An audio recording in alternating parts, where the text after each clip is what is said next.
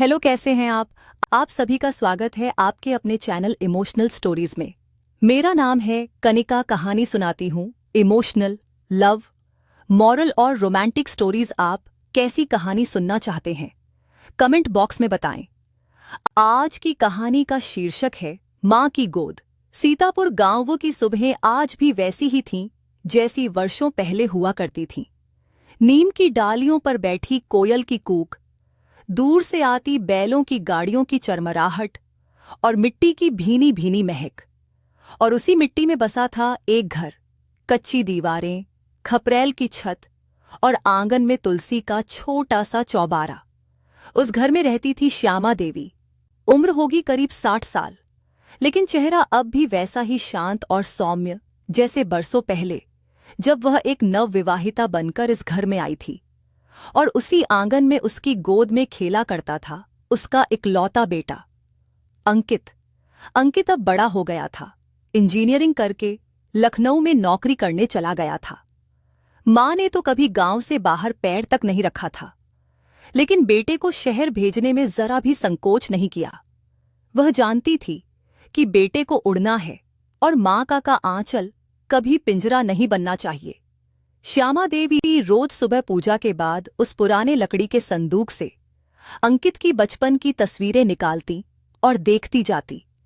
उस दिन की तस्वीर जब अंकित पहली बार स्कूल गया था, जब वो बुखार में माँ की गोदी में सर छुपाए रोता था, और जब पहली बार शहर जाते वक्त माँ के पैर छूकर बोला था, माँ बहुत जल्दी बुला लूंगा, हम साथ रहेंगे। लेकिन वो जल्दी अब 5 साल से नहीं आई थी। अंकित अब शहर में बहुत बदल गया था। अब वो माँ से कम बात करता था। कभी कॉल करता तो बस हाँ माँ सब ठीक है, फिर जल्दी से कह देता माँ बहुत काम है, बाद में बात करता हूँ। श्यामा समझती थी बेटा बड़ा हो गया है, जिम्मेदारियां हैं, लेकिन माँ का दिल कहाँ समझौतों में ढलता है। हर महीने जब अंकित पैसे भेजता तो माँ कभी उन्हें खर्च नहीं करती। उसे पैसे नहीं चाहिए थे, उसे चाहिए था बेटे की उपस्थिति, उसकी बातें, उसकी गोदी में सिर रखकर चैन से सो जाने वाला बेटा। एक दिन श्यामा देवी की तबीयत कुछ ज्यादा ही बिगड़ गई। कमर में दर्द, सांस चढ़ना और बार बार चक्कर आना। गांव के वैद्य ने कहा, बहू बेटा बुला लीजिए, अब आपको अकेले नहीं रहना चाहिए। लेकिन अंकित अब बहुत व्यस्त था। उसकी सगाई तय हो गई थी एक बड़े अफसर की बेटी से। माँ ने जब सगाई की बात सुनी तो आंखों में आंसू तो आए, लेकिन खुशी के थे। चलो अब मेरा बेटा और अकेला नहीं रहेगा। श्यामा देवी ने धीरे से उसे एक खत लिखा, बेटा सगाई की बहुत बधाई, तुझे देखे बरसों हो गए, अब की बार आ जाना।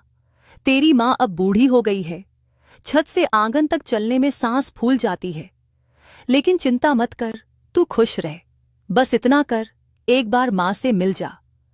खत भेज जा तो था, लेकिन जवाब नहीं आया।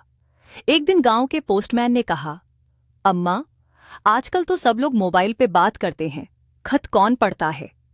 श्यामा बस मुस्कुरा दी।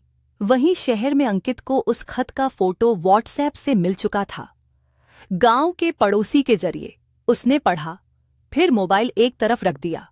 सगाई की तैयारियों में डूबा बेटा अब माँ की पुकार को इमोशनल ब्लैकमेल समझने लगा था। अगले महीने श्यामा देवी की तबीयत और बिगड़ गई। डॉक्टर ने सीधा कह दिया, इनकी देखभाल किसी को करनी होगी, वरना अस्पताल ले जाना पड़ेगा।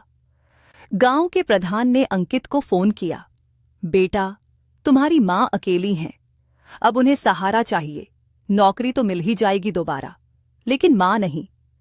फोन के उस पार थोड़ी चुप्पी रही। फिर अंकित बोला, मैं सोचता हूं, कुछ करता हूं, और कॉल कट गया। उस रात श्यामा देवी बहुत रोईं। अकेले कमरे में लेटी हुई वे बार बार अपने आप से बुदबुदाती रहीं, मैंने तो कभी अपने सपनों को बेटे के सपनों के रास्ते में नहीं आने दिया, आज मेरा ही बेटा मुझे बोझ समझने लगा है। उस रात सीतापुर की हवा कुछ ज्यादा ही ठंडी हो गई थी। श्यामा देवी की तबीयत अब इतनी बिगड़ गई थी कि वे बिस्तर से उठ भी नहीं पा रही थीं। पड़ोसी रामचरण काका रोज सुबह खाना बनाकर दे जाते, और गांव की छोटी बच्ची रिंकी दिन में कभी कभी आकर उनके पास बैठती। पर उस दिन कुछ अजीब हुआ। श्यामा देवी की पुरानी संदूक से अचानक कुछ कागज गिर गए। उनमें से एक था वसीयत का पुराना कागज और एक फोटो जिसमें एक बच्चा था, गोद में मां थी, लेकिन वो अंकित नहीं था। रिंकी ने वो फोटो देखा और भोलेपन से पूछ बैठी, अम्मा ये कौन है? अंकित भैया तो नहीं लगते। श्यामा देवी की आंखें फटी रह गईं। वो कांपती आवाज में बोली, मत दिखा बेटी, वो बात तो मैंने अपने सीने में दफना दी थी। रिंकी भागकर रामचरण काका को बुला लाई। काका आए, कागज देखे तो उनका चेहरा भी बदल गया। अरे श्यामा बहन, ये तो वो बच्चा है जो अनाथालय से तुमने लिया था। ये क्या है? क्या अंकित? श्यामा देवी ने चुपचाप सिर हिलाया। उनकी आंखें भर आईं। हाँ, अंकित उनका जन्मजात बेटा नहीं था। बरसों पहले जब उनकी कोख से बेटा जन्म लेकर कुछ ही दिनों में चल बसा था, तब श्यामा ने अपने पति के कहने पर एक अनाथ बच्चे को गोद लिया था। उस बच्चे का नाम अंकित रखा गया और कभी किसी को ये राज नहीं बताया गया। पति का देहांत जल्दी हो गया और श्यामा ने इस बच्चे को अपनी जान से भी बढ़कर पाला। वो मेरा बेटा नहीं था, लेकिन मैंने उसे कभी पराया नहीं समझा। उसकी हर जरूरत से पहले उसके सपने रखे, लेकिन शायद मेरी ममता उसका खून नहीं बन सकी। श्यामा की आंखें बंद हो रही थीं। उधर लखनऊ में अंकित अपने दफ्तर में बैठा था, लेकिन मन बेचैन था। उसने मां की हालत के बारे में सुना तो था, लेकिन अब उसे महसूस हो रहा था कि कुछ गलत हो रहा है। और तभी उसके व्हाट्सएप पर एक अजनबी नंबर से फोटो आया। वही पुराना फोटो जिसमें श्यामा देवी की गोद में कोई और बच्चा था। साथ में एक ऑडियो मैसेज था जिसमें मां की कांपती आवाज थी, बेटा तू मेरा खून नहीं है, लेकिन मेरी आत्मा का हिस्सा है। मैंने तुझे कभी उस सच से दूर रखा क्योंकि मैं तुझे टूटते नहीं देख सकती थी। आज बस एक बार आ जा, ताकि मेरी गोद में तुझे फिर से सोता देख सकूं, शायद आखिरी बार। अंकित की रूह कांप गई। उसे नहीं पता था कि वह जिसे मां कहता रहा, उसने अपने जीवन की सबसे बड़ी पीड़ा को छुपाकर उसे स्नेह दिया। उसे ये एहसास हुआ कि कर्तव्य केवल खून का नहीं होता, कर्तव्य उस प्यार का होता है जो बिन शर्त दिया गया हो। अगली सुबह अंकित सीतापुर के लिए निकल पड़ा। गांव पहुंचा तो सूरज ढल चुका था। घर के सामने भीड़ थी, सब शांत थे। रामचरण काका की आंखें नम थीं। बेटा देर हो गई। अंकित के पांव से जमीन खिसक गई। वो अंदर भागा। मां का शरीर बिस्तर पर शांत लेटा था, जैसे अब कोई दर्द नहीं बचा हो। अंकित मां की गोद में सिर रखकर फूट फूट कर रो पड़ा। मां, मैं तो सच में तुम्हारा बेटा भी नहीं था, फिर भी तुमने मुझ पर वो प्यार लुटाया जो शायद मेरी सगी मां भी ना दे पाती। कहानी यहां एक ऐसे मोड़ पर पहुंचती है जहां दिल भारी हो जाता है, लेकिन कहानी अभी खत्म नहीं हुई। श्रद्धा गांव आई, सिल्क की साड़ी में, साधारण सी बिंदी लगाए। वो एकदम अलग लगी। एक शहर की पढ़ी लिखी लड़की जो अब भावनाओं की जमीन पर उतर आई थी। अंकित उसे मां के कमरे में ले गया और वो सब दिखाया, पुरानी संदूक, मां के खत और वह वसीयत जिसमें अंकित को बेटे के रूप में गोद लिए जाने का जिक्र था। श्रद्धा चुपचाप सुनती रही। फिर उसने मां की तस्वीर के सामने घुटनों पर बैठकर प्रणाम किया। तुम्हारी मां ने तुम्हें जन्म नहीं दिया, पर तुम्हें खुद से भी ज्यादा चाहा। ऐसा प्यार तो हर किसी को नसीब नहीं होता। अंकित की आंखों में सवाल था, तुम्हें इस सच्चाई से कोई फर्क नहीं पड़ा? श्रद्धा ने उसका हाथ थाम लिया। मैं तुमसे तुम्हारे नाम से नहीं, तुम्हारी संवेदना से जुड़ी हूं। जो बेटा अपनी मां की चुप पीड़ा को भी पढ़ सका, उसका खून असली हो या गोद लिया गया, क्या फर्क पड़ता है? अंकित पहली बार मुस्कराया, लेकिन वो मुस्कान आंसुओं में भीगी हुई थी। अगली सुबह श्रद्धा ने गांव में एक औरत को दरवाजे पर खाना लाते देखा। कौन है ये? उसने अंकित से पूछा। ये मीरा चाची हैं, मां की बचपन की सहेली। मां ने आखिरी दिनों में इन्हें बुलाया था, लेकिन कुछ कह नहीं पाई। श्रद्धा को कुछ महसूस हुआ। वो मीरा चाची के पास गई और धीरे से बोली, क्या आप जानती हैं कि मां ने आखिरी इच्छा में कुछ कहा था? मीरा चाची ने थोड़ी देर चुप रहने के बाद एक चिट्ठी निकाली। इन्हें श्यामा बहन ने मुझे दिया था। कहा था अगर अंकित आए तो देना। श्रद्धा ने चिट्ठी अंकित को दी। चिट्ठी बेटा, अगर तू ये चिट्ठी पढ़ रहा है तो शायद मेरा शरीर इस संसार में नहीं होगा, लेकिन मेरी आत्मा तेरे आसपास ही होगी। मेरी एक अंतिम इच्छा है, इस घर को जिसमें तू बड़ा हुआ तू छोड़ना मत। इसे एक स्नेह सदन बना देना, जहां अनाथ बच्चे, बुजुर्ग और माँ जैसी औरतें आकर प्यार पा सकें। तू जिस प्यार से पला वो किसी और की जिंदगी भी बदल सकता है। तेरी माँ श्यामा। अंकित चिट्ठी पढ़कर फपक कर रो पड़ा। श्रद्धा ने उसके कंधे पर हाथ रखा। चलो अंकित, हम दोनों मिलकर माँ की अंतिम इच्छा पूरी करेंगे। अगले हफ्तों में अंकित ने लखनऊ की नौकरी छोड़ दी। श्रद्धा ने भी अपने घर वालों को समझाया, अगर मेरी शादी होगी तो उस इंसान से जो माँ को मंदिर मानता है और उनके सपनों को जीता है। धीरे धीरे गांव में वो पुराना घर एक नया रूप लेने लगा। स्नेह सदन, जहां पहली बार एक अनाथ बच्चा आया, फिर 2, फिर 4। वहां अब मां की तस्वीर के नीचे एक पंक्ति लिखी थी, ममता खून से नहीं भावना से जन्म लेती है। स्नेह सदन अब धीरे धीरे आकार ले रहा था। मां की विरासत एक संस्था बन चुकी थी, जहां बच्चे हंसते थे, बुजुर्ग अपना अकेलापन भूलते थे और अंकित श्रद्धा अपने दिन रात उसी सेवा में लगा देते।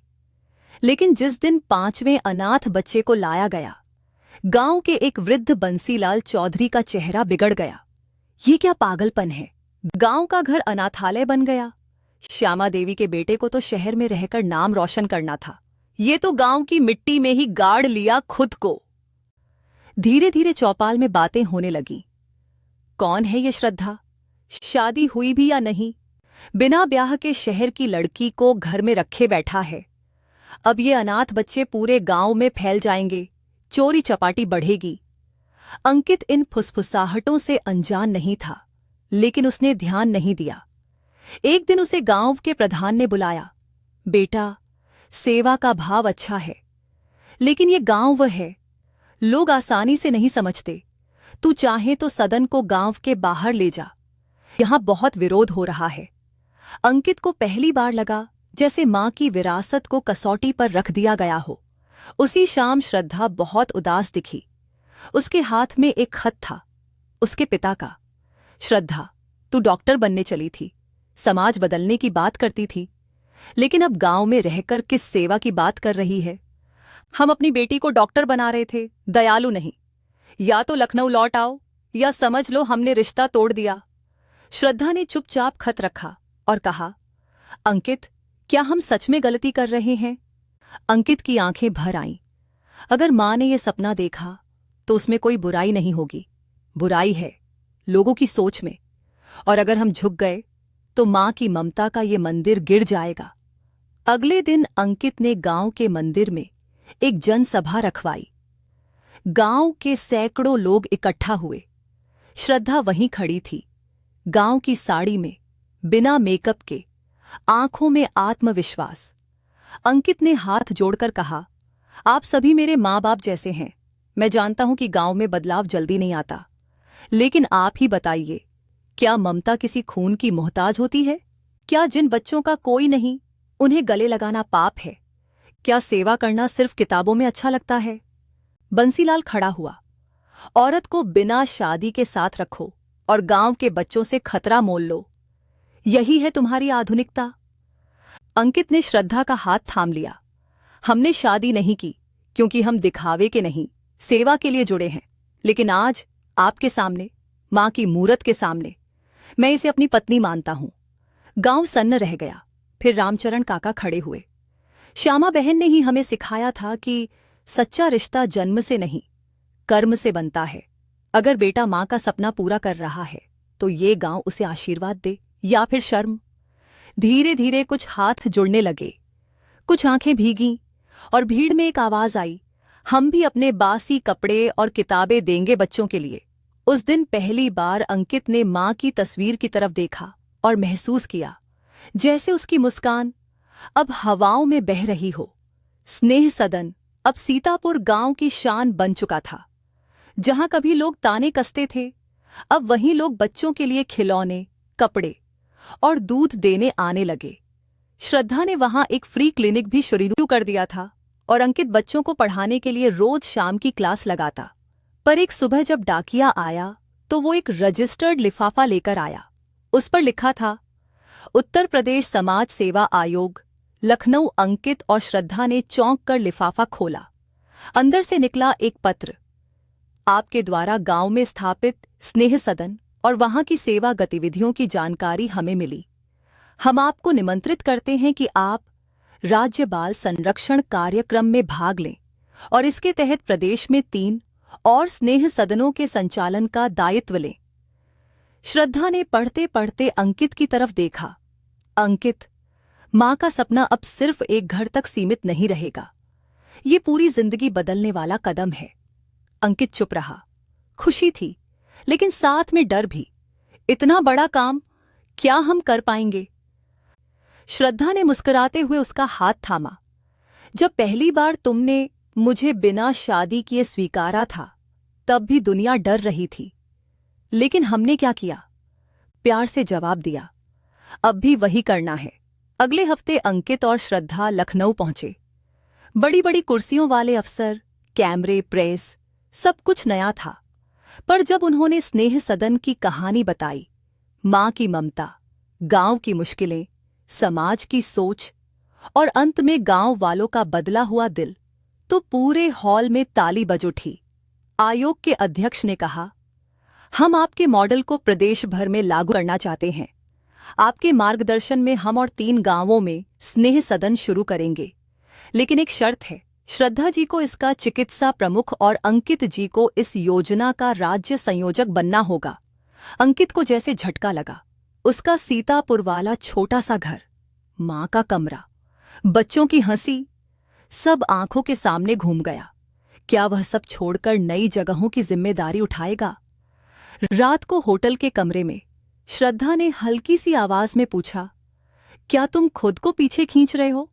अंकित खिड़की से बाहर देखते हुए बोला, मुझे डर है कि कहीं ये बड़ी दुनिया हमें बदल न दे। कहीं हम मां के उस सादे सपने को किसी योजना की पॉलिसी में खो न दें। श्रद्धा ने धीरे से मां की तस्वीर का लॉकेट उसकी जेब से निकाला। अगर मां जिंदा होती तो क्या कहती? बेटा, एक मां की ममता सिर्फ अपनी संतान के लिए नहीं होती, वो हर उस बच्चे के लिए होती है जिसे गोद चाहिए। अंकित की आंखें नम हो गईं। तो हम ये सपना आगे बढ़ाते हैं। मां की ममता अब राज्य की ममता बनेगी।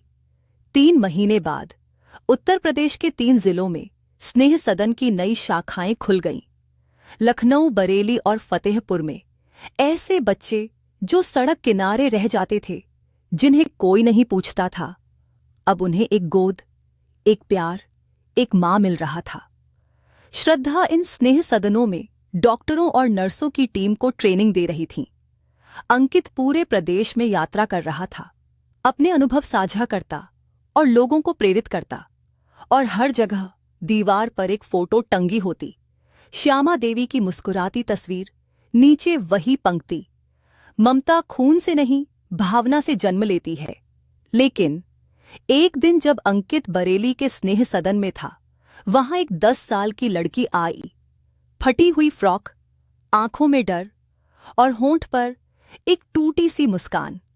अंकित उसके पास गया और पूछा, तुम्हारा नाम क्या है बेटा? लड़की बोली, मुझे नहीं पता। मुझे लोग छोटी कहते थे। माँ पापा का कुछ नहीं पता। बस भागते भागते यहां आ गई। अंकित की आंखें नम हो गईं। उसने उसका सिर सहलाया और कहा, अब से तेरा नाम आशा है, क्योंकि तू इस दुनिया के लिए उम्मीद बनकर आई है। और वहीं से अंकित को एक नया सपना दिखा। इन बच्चों के लिए सिर्फ छत नहीं, पहचान भी जरूरी है। साल 2017 में बरेली का स्नेह सदन अब हरा भरा और जीवन से भरा हुआ आश्रय बन चुका था। वहां के बच्चे अब स्कूल जाते थे, नाच गाना सीखते थे और उनका आत्मविश्वास हर दिन थोड़ा और मजबूत होता जा रहा था। और उन्हीं बच्चों के बीच अब सबसे आगे रहने वाली थी आशा, 10 साल की एक दुबली पतली पर तेज आंखों वाली लड़की, जिसकी मुस्कान कभी नहीं रुकती थी। जब वह पहली बार आई थी तो डर के मारे किसी से बात नहीं करती थी, पर अंकित ने उसका हाथ पकड़कर जो पहला शब्द दिया था, अब से तेरा नाम आशा है, वही नाम अब उसका जीवन बन गया था। श्रद्धा उसे अपने साथ क्लिनिक ले जाने लगी। आशा नर्सों की तरह ध्यान से दवाइयों के नाम याद करती और कभी-कभी मरीजों को पानी देकर मुस्कुराती। वह सबकी चहेती थी, और अंकित की भी, जो अब उसे पुकारता था, मेरी छोटी माँ। एक दिन श्रद्धा ने उससे पूछा, आशा बड़ी होकर क्या बनोगी? आशा बिना सोचे बोली, माँ बनूंगी, सबकी माँ, जैसी श्यामा माँ थी। श्रद्धा की आंखें नम हो गईं, पर एक रात जब सब सो गए थे, आशा छत पर बैठी थी। अंकित ने उसे देखा और पास आकर पूछा, क्या हुआ आशा? नींद नहीं आई? आशा बोली, अंकित भैया, अगर मैं माँ की गोद में आई होती तो क्या मैं स्कूल जाती? क्या मेरे पास खिलौने होते? क्या मुझे भी कोई कहता, मेरी बेटी? अंकित ने उसकी पीठ पर हाथ रखा। तू जिस ममता में आई है वो किसी कोख से बड़ी है। तू जिस घर में है वहां हर बेटी एक रोशनी है, और तू तो आशा है। अगले साल आशा ने सरकारी स्कूल की परीक्षा में जिले में टॉप किया। टीवी, अखबार, सब जगह उसकी तस्वीर छपी। अनाथालय की बच्ची बनी मिसाल। पर एक दिन स्कूल में एक बच्ची ने उसे कहा, तू तो अनाथ है ना, हमारे साथ क्यों खेलेगी? आशा ने सिर झुका लिया। उसने पहली बार खुद से पूछा, क्या मैं बस दया की पात्र हूं? वह घर लौटी तो बहुत शांत थी। अंकित ने पूछा, आशा क्या हुआ? वह कुछ नहीं बोली, पर उस रात आशा ने मां श्यामा की तस्वीर के सामने बैठकर एक वादा किया, अब से मैं किसी बच्चे को खुद को कमजोर महसूस नहीं करने दूंगी। मैं बनूंगी वो आवाज जो हर अनाथ को बताए कि वो भी पूरा है, पूरा इंसान, पूरा हकदार। 4 साल बीते। आशा अब 14 साल की हो चुकी थी, तेज, आत्मविश्वासी और सभी स्नेह सदनों की युवा प्रतिनिधि। वो बच्चों के लिए भाषण देती, कविता लिखती और एक ऑनलाइन अभियान शुरू कर चुकी थी, माँ का हाक, जिसमें वह कहती थी, माँ वो नहीं जो जन्म दे, माँ वो है जो जन्म के बाद भी तुम्हें थामे रखे, हर गिरने पर उठाए। और ऐसे लाखों माँ ये हैं जिनका कोई नाम नहीं, कोई दस्तावेज नहीं, लेकिन वो बच्चों की दुनिया बनाती हैं। आशा की बात एक संस्था तक पहुंची, यूनिसेफ इंडिया। उन्होंने स्नेह सदन से संपर्क किया और पूछा, क्या आशा को हम भारत के बाल प्रतिनिधि के रूप में अंतर्राष्ट्रीय साहसी सम्मेलन में भेज सकते हैं? श्रद्धा और अंकित की आंखें भर आईं। अंकित ने उसे बुलाया और कहा, आशा, अब तू सिर्फ मेरी छोटी माँ नहीं, अब तू सबकी बड़ी बहन है। 6 महीने बाद जिनेवा, स्विट्जरलैंड, आशा ने मंच पर खड़े होकर दुनिया के सामने बस सबसे अपनी कहानी सुनाई। मैं नहीं जानती मेरा जन्म कहाँ हुआ, पर मैं जानती हूं मेरा जीवन एक माँ की गोद से शुरू हुआ, जो मेरा खून नहीं थी, लेकिन मेरी रूह की पहली सांस थी। मैं श्यामा देवी की पोती हूं, मैं भारत के स्नेह सदन की बेटी हूं, और मैं कहती हूं, हर बच्चे को एक गोद चाहिए और हर गोद को एक पहचान। सारा हाल तालियों से गूंज उठा। जिनेवा सम्मेलन से लौटने के बाद आशा बदली हुई थी। अब वो एक बच्ची नहीं, एक विचार बन चुकी थी। उसके लौटने पर स्नेह सदन में पूरे गांव ने स्वागत किया। अब वह सिर्फ अंकित और श्रद्धा की गोद में पली लड़की नहीं थी, वह पूरे प्रदेश की बेटी थी, ममता की आवाज। कुछ महीनों बाद लखनऊ में एक बड़ा प्रोग्राम आयोजित किया गया, जिसमें कई राज्यों से समाज सेवी, डॉक्टर्स, शिक्षा विभाग और प्रशासनिक अधिकारी आए। उस मंच पर खड़ी आशा ने ऐलान किया, मैं अब एक नई संस्था की स्थापना कर रही हूं, जिसका नाम होगा श्यामा ममता मिशन। यह संस्था उन सभी बच्चों को घर, शिक्षा, चिकित्सा और सबसे बढ़कर एक माँ देगी, जिनके पास खून का रिश्ता नहीं, लेकिन भावना से भरा कोई आंचल जरूर होगा। हम भारत के हर राज्य में माँ सदन शुरू करेंगे, जहां महिलाएं जो संतान नहीं पा सकीं, वे इन बच्चों को गोद नहीं, गले लगाएंगी। और मैं चाहती हूं कि हर बच्चा, हर आशा ये कह सके, मुझे माँ मिली, ममता मिली और मेरी पहचान भी। 5 साल बाद भारत के 12 राज्यों में श्यामा ममता मिशन के केंद्र खुल चुके थे। हर केंद्र में एक कड़ी जुड़ी होती थी, माँ श्यामा की तस्वीर, श्रद्धा की चिकित्सा सेवा, अंकित का शिक्षा मॉडल लागू और आशा की सजीव उपस्थिति। अब मां शब्द एक व्यवस्था बन चुका था। श्रद्धा अब एक राष्ट्रीय बाल विकास अधिकारी बन चुकी थीं और अंकित को भारत सरकार ने पद्मश्री सम्मान से नवाजा। लेकिन दोनों का सबसे बड़ा सम्मान था हर उस बच्चे की मुस्कुराहट जो अब अपने नाम के साथ मां सदन जोड़ता था। एक दिन आशा सीतापुर के उसी पुराने आंगन में खड़ी थी जहां कभी श्यामा देवी एक संदूक में बेटे की तस्वीरें देखती थीं। अब वहां एक संग्रहालय बना दिया गया था जिसका नाम था मां की गोद, भारत की ममता यात्रा। आशा ने उस कमरे में कदम रखे जहां मां की खाट हुआ करती थी। वहां एक खाली कुर्सी रखी थी और दीवार पर अंकित की गई एक पंक्ति, जिसने मां कहा वही मेरा अस्तित्व बन गया। उस पंक्ति के नीचे आशा ने एक छोटा सा दीपक जलाया और धीमे से बुदबुदाई, मां, आज कोई बच्चा अनाम नहीं रहेगा, कोई बेटी अनछुई नहीं रहेगी, क्योंकि अब तेरा सपना मेरी सांस है। ममता रिश्तों में नहीं, भावना में बसती है। मां वो नहीं जो कोख से जन्म दे, मां वो है जो अपने सीने से किसी के जीवन को जी उठाए। और जब ऐसी ममता आंदोलन बन जाए तो समाज, संस्कार और सरहद सब छोटे पड़ जाते हैं। आप अपने सुझाव कमेंट बॉक्स में दे सकते हैं जिसमें हम चैनल को बेहतर बना सकें। तब तक हमारे साथ जुड़े रहे। धन्यवाद।